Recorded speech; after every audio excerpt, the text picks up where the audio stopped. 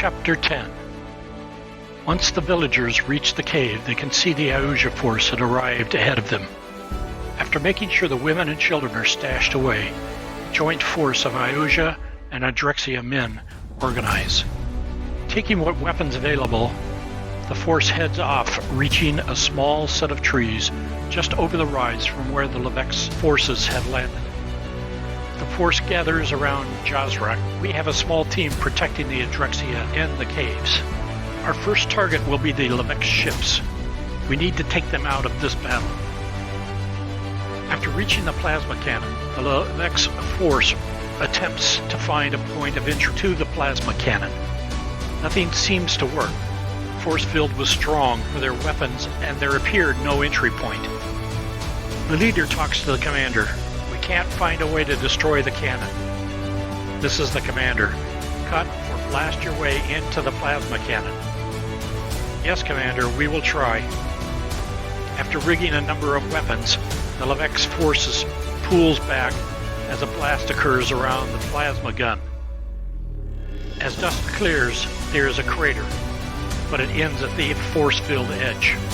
The Iuja and Andrexia forces approach the area of the Lwax ships.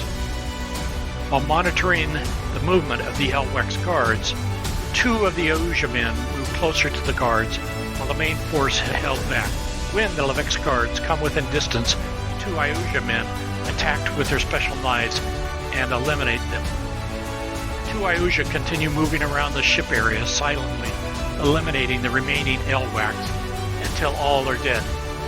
After a final pass, one of the Iuja scouts calls out, "All clear, Jxxn."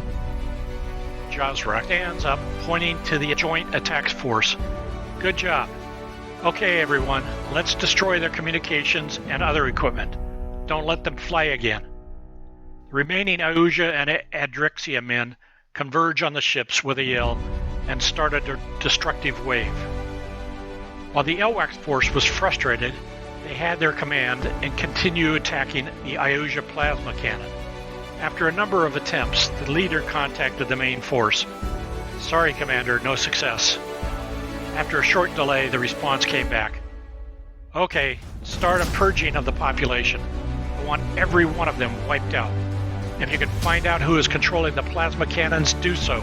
Get the entry information, then kill them. Yes, Commander. We are committed to this mission. Reaching to his transceiver. Guard Force, please respond. Our mission plan has changed. Guard Force, please respond. One of the Lwax searching the area by the plasma cannon calls out to the ground leader. Leader, we have found a trail of many people leading away from the town. The leader turns to his men. Form up, we are leaving to follow the trail. Our orders from the commander are to destroy the population. I want Team A to head back to the ships and find out what happened to our guards. One of you set the village buildings on fire. The Lwax force heads out towards the outer edge of the town, where the trail had been found. Jxxn, this is Team 1. We can see the Lwax force turning to follow our trail. We need support. We will attempt to slow them down, but can use some help. Understand, we will move out shortly. Changing contact channels. Team leads, time to move out. I am sending you directions. I want everyone but two monitors to move out now. One of the Andrexia men spoke up. Jxxn, we can provide a small team to stay here and monitor for any return of their force. Just give us one of your devices so we can report. Thank you. Stay hidden and we will leave you a communications device. Report any sign of the Lwax, but do not engage unless you have no other choice. Okay, everyone, let's head out. We have a force to engage. The Lwax force is spread out as the leader generally follows the Andrexia trail away from the town toward a distant hill. As the force moves forward, there come sporadic weapon flashes from distant positions. A few Lwax are killed, but the rest continue moving forward, but now at a slower pace. The force periodically stops to eat the surrounding bushes and pack vegetation for later eating. As the command center of the Iuja ship in orbit and cloaked, Yeffer looks around the bridge, seeing everything is going well. Sends a message. Jxxn, we are taking some of the space weapons and going after the rest of the Lwax fleet outside the system. We will return after removing their threat. Jxxn, heading towards the Lwax ground force, responds. Understood. Keep us updated. We are now on foot and heading to get ahead of the main force to protect Lwax people. In the command center of the Lwax fleet, the commander was growing angry. Bring me Jxxn. This creature got us into this mess based upon his mind connections. Now! After a short period of time, the Lwax guards drag in one of their own and push him to the floor. The commander's rage was now focused on the Lwax laying on the floor in front of me. How do you explain this? You told us of a rich galaxy, races with no technical ability, open for us to control and take as we wish with no obstruction. Jxxn lays shaking. I have no explanation. There was no word in the communications that can explain this. They have been pleading for help and only received words of platitude. They expressed their backward ways. There appeared no sign of any advanced civilization offering to help them. In that instant, the ship was rocked when Iuja disruptor mines and plasma guns began taking an assault on the Lwax fleet. The weapons proceeded overloading their inertial dampers and gravity systems.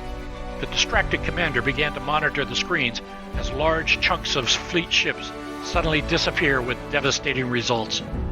The commander began screaming in rage. Throw him in a cage. I'll deal with him later. Alarms were sounding off, caused by parts of the ship being destroyed. With the ship rocking, the Lwax guards slowly led Jxxn away towards the confinement rooms. Approaching the confinement area, a massive eruption tears out a part of the ship in a close-by section. With metal flying, Jxxn's guards die. Jxxn survives, but covered in rubble. Being only shook up and slightly injured, he rises and rushes down the hallway to the small craft bays, hoping one might still be available. Upon arrival, Jxxn jumps into a personal craft and rapidly leaves the mothership through the exit shaft, just above the craft's cradle. Other craft are attempting to exit the ship and attack space weapons. Exiting the ship's hull, Jxxn observes flashes of light as plasma beams begin to attack the ship formations. He uses the deadly beam as an indicator of what direction to head away from. He soon spots a small comet headed into the star system barely outside the location of the battle and heads towards the comet tail to escape. In the main command Lwax ship, as the commander sits at the bridge monitoring in horror, the clan fleet is systematically being turned into scrap metal. He orders the ships able to move to disperse. Those ships having the ability to jump, find disruptor mines, are jumping with them and continuing their assault. With ships being torn apart from the mines, plasma satellites transported to the area change from focused shots to a continuous sweep of the Lwax fleet. Ships are being sliced with each beam reaching out. The Lwax shields prove useless against the plasma beams as they are against the disruptor mines. With the commander watching in horror, suddenly calm took over him. Launch the destructor weapon. If we die, we take them with us. Away from the one-sided battle, in shock, Jxxn watches the ships continuing to be dismantled as large chunks are being sliced out by the mines and plasma beams. Jxxn observes a large metal object launched from the main Lwax ship. Jxxn recognizes the object as the destructor weapon and quickly makes a large jump to exit the area. Using his long-range sensors, he watches as the object heads in the direction of one of the plasma beam satellites and the general location of the weapons. Closing in on the destructive satellite locations, it activates in a massive explosion. With the dark of the evening, the Iuja and Andrexia forces have arrived at the caves and set up defense positions. Spotters identified fires surrounding the caves where the Lwax have set up their blockade. There is a large open space in front of the cave's entrance, and the Iuja has teams over the cave's opening with clear field of fire.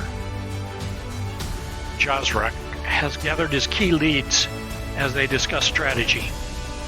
We need scouts to go out this evening and take account of the Lwax. We also need to place traps to ensure we focus the flows of the fields into our established fire zones. One of the Jxxn's men speaks up. I will leave the scouts force. I had special ops trainings during my required military years. Varian raises his hand.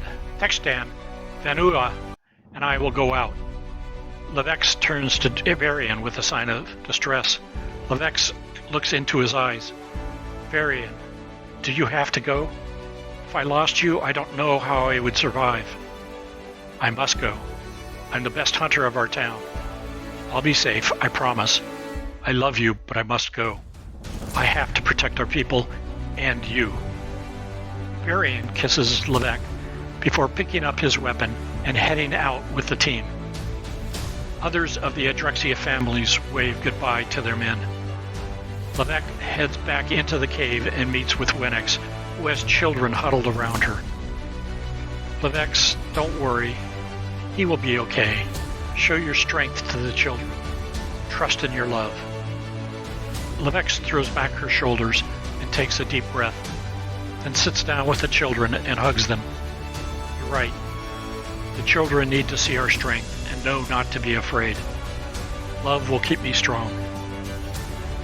Jxxn and Lwax hold hands as the children join in the hand-holding, and Lwax begins to sing a children's song. Well, folks, we've reached the end of the chapter. Click the link to continue listening to the story. Also, be sure to smash the like and subscribe buttons so you never miss another story on Watcher in the Fall. If you enjoy our videos, please click Patreon on the front page and buy me a drink.